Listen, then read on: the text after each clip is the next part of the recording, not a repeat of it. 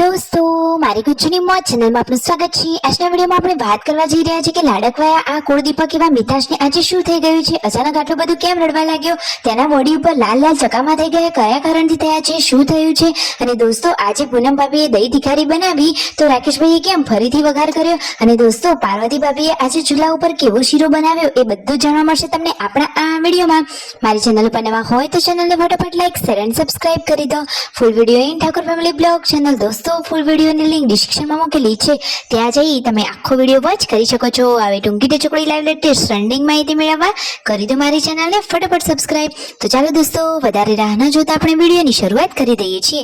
તમે વિડીયોમાં લાઈવ જુઓ છો કે આ બાજુ પાર્વતી ભાભી ચૂલા ઉપર સરસ મજાનો સોજીનો શીરો બનાવવા માટે આવી પહોંચ્યા છે।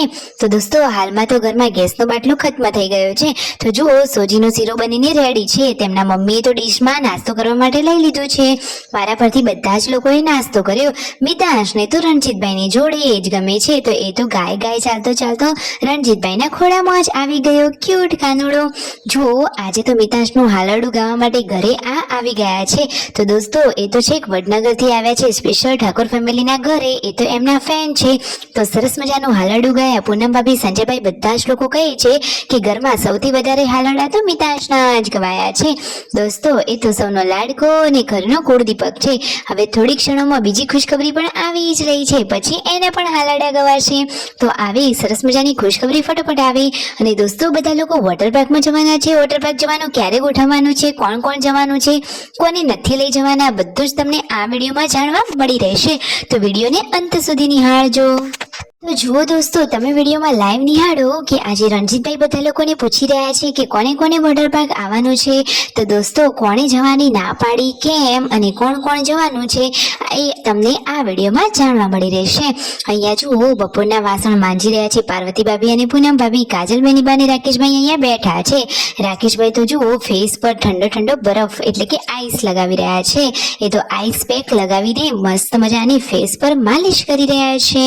અને જુઓ કેટલા બધા વાસણ છે જે પાર્વતી ભાભી અને પૂનમ ભાભી માંજી રહ્યા છે।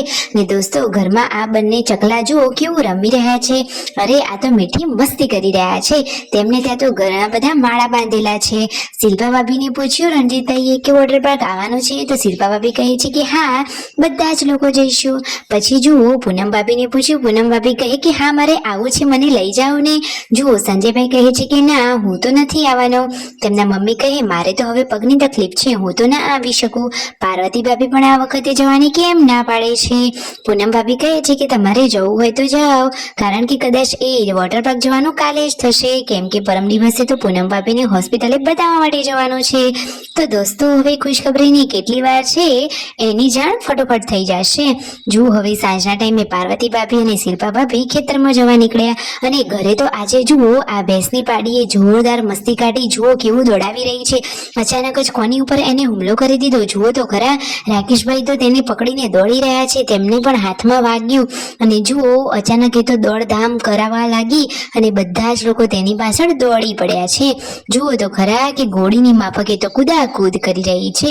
જુઓ એકદમ કેવો તેને તો માહોલ જ કરી દીધો। અને રાત્રે રાકેશભાઈએ આ દહીં તિખારીનો ફરી વઘાર કેમ કર્યો, તો પૂનમ ભાભીએ દહીં તિખારી બનાવી હતી, પરંતુ એમને થોડીક હળદર ઓછી લાગી, એટલા માટે રાકેશભાઈએ ફરીથી લસણ મરચાંનો આ વઘાર કરી લીધો, અને પછી ટેસ્ટી ચટાકેદાર સરસ મજાની દહીં તિખારી રેડી થઈ જશે, કારણ કે રાકેશભાઈ તો જોરદાર વઘાર કરી દીધો છે। અને જુઓ અહીંયા કાજલબેની બા કહે છે કે હોટલ ઉપર આપણા પપ્પા પણ આવો જ વઘાર કરતા હતા। આ રીતે જૂની વાતોની યાદ કરી લીધી। અને જુઓ તો ખરા બધા લોકો હવે જમવા માટે બેસી ગયા છે।